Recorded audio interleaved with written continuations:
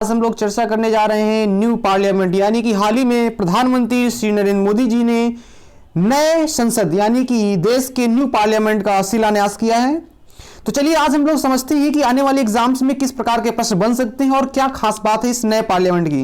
देखने में तो बड़ा ही अद्भुत लग रहा है, तो इसकी विशेषता क्या क्या है, उन सभी विशेषताओं के बारे में चर्चा करेंगे और काफ़ी रोमांचक लग रहा है देखने में और एग्जाम्स के पॉइंट ऑफ व्यू से भी बहुत महत्वपूर्ण है।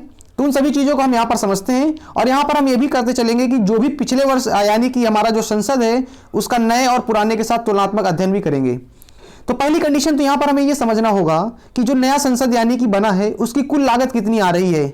अगर हम देखें इसकी कुल लागत तो 971 करोड़ यानी कि 971 करोड़ रुपए इसकी कुल लागत आ रही है, जबकि पुराना संसद हमारा 83 लाख में बनकर तैयार हो गया था।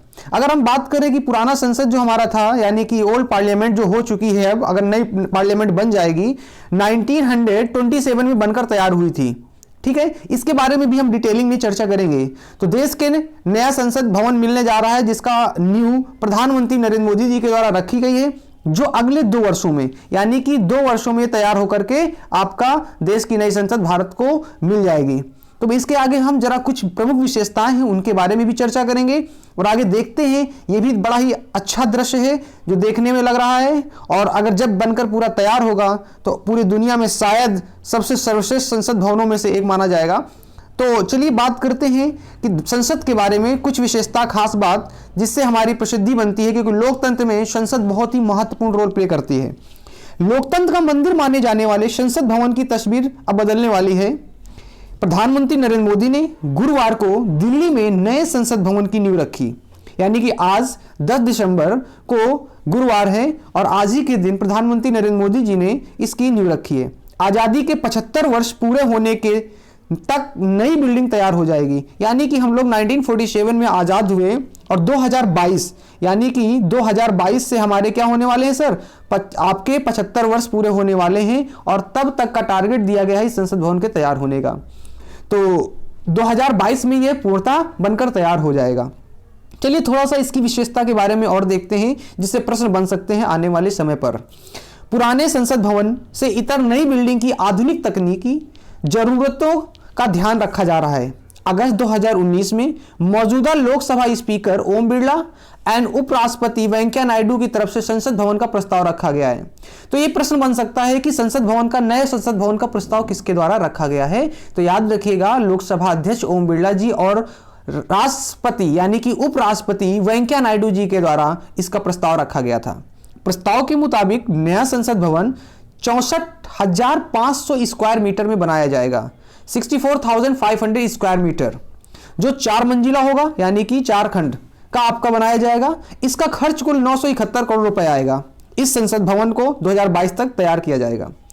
तो काफी दिलचस्प देखना होगा कि किस प्रकार का बनकर तैयार होता है। फोटो के अकॉर्डिंग देखा जाए तो काफी अच्छा महसूस हो रहा है, देखने में काफी सुंदर लग रहा है। सभी सांसदों के लिए संसद भवन परिसर में दफ्तर बनाया जाएगा जिसे 2024 तक तैयार किया जाएगा। नई बिल्डिंग का डिजाइन HCP डिजाइन मैनेजमेंट ने किया है जो कि अहमदाबाद से है। अब यह प्रश्न आपका बन सकता है कि जो संसद भवन है इसका डिजाइन किसके द्वारा किया गया है, HCP। अब आप इसका फुल फॉर्म बताइएगा कमेंट में कि क्या है इसका फुल फॉर्म, जो अहमदाबाद ऑफिस सेंटर टाइप्स का है। चलिए थोड़ा सा देखते हैं दूसरा भी। इसका निर्माण टाटा प्रोडक्ट्स द्वारा किया जाएगा।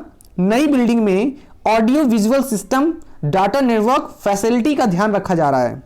नई बिल्डिंग में कुल 1224 सांसदों के बैठने की सुविधा होगी। अब हमको तो लगता है भैया इतने सांसद भी नहीं है, फिर भी आने वाले टाइम पे हो सकता है सांसदों की संख्या बढ़ेगी, इसलिए ज्यादा सीटों के साथ इसे बनाया जा रहा है। इनमें से 888 यानी कि 888 लोकसभा चैम्बर में बैठ सकेंगे, जबकि राज्यसभा में 384 सांसदों की बैठने की सुविधा होगी। भविष्य में अगर सांसदों की संख्या बढ़ती है तो उसकी जरूरत पूरा हो सकेगी और संसद भवन में देश के हर कोने की तस्वीर दिखाने की कोशिश की जाएगी।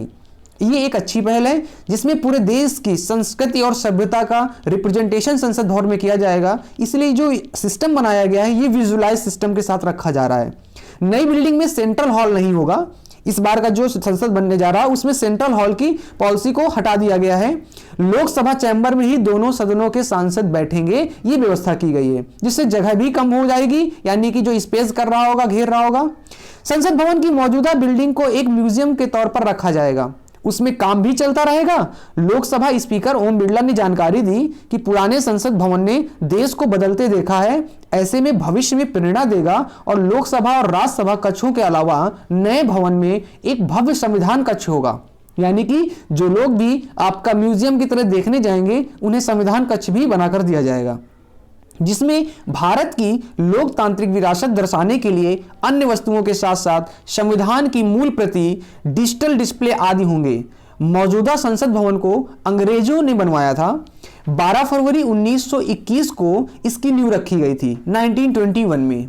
अब आप यहां से एक प्रश्न और बना सकते हैं कि 1921 के दौरान भारत का वायसराय कौन था। यह अपने आप में प्रश्न बनता है, जिसको पता हो कमेंट करके बता सकते हैं।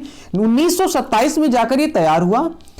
इसके बनाने के लिए Sir Edward Lutyens and Sir Herbert Baker की अगुवाई में संसद भवन की बिल्डिंग को तैयार की गई थी। दुनिया के सबसे बेहतरीन इंफ्रास्ट्रक्चर के तौर पर देखा जाता है। तब इस भवन को बनाने में कुल 83 यानी कि 83 लाख का खर्च आया था। यानी कि आज की तुलना में अगर देखें उस समय 83 लाख कोई कम नहीं होता था, काफी ज्यादा अमाउंट है।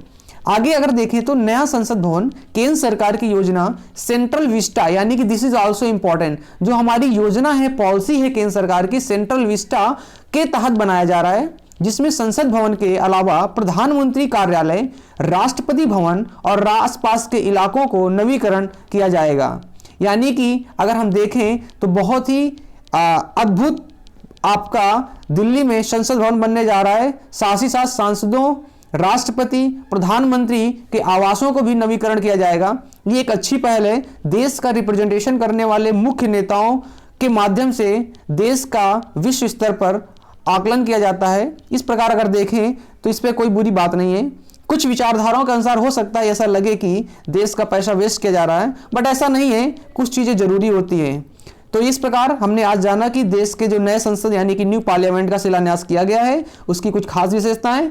मिलते हैं अगले एपिसोड में, अगले वीडियो में। तब तक के लिए नमस्कार, जय हिंद, जय भारत।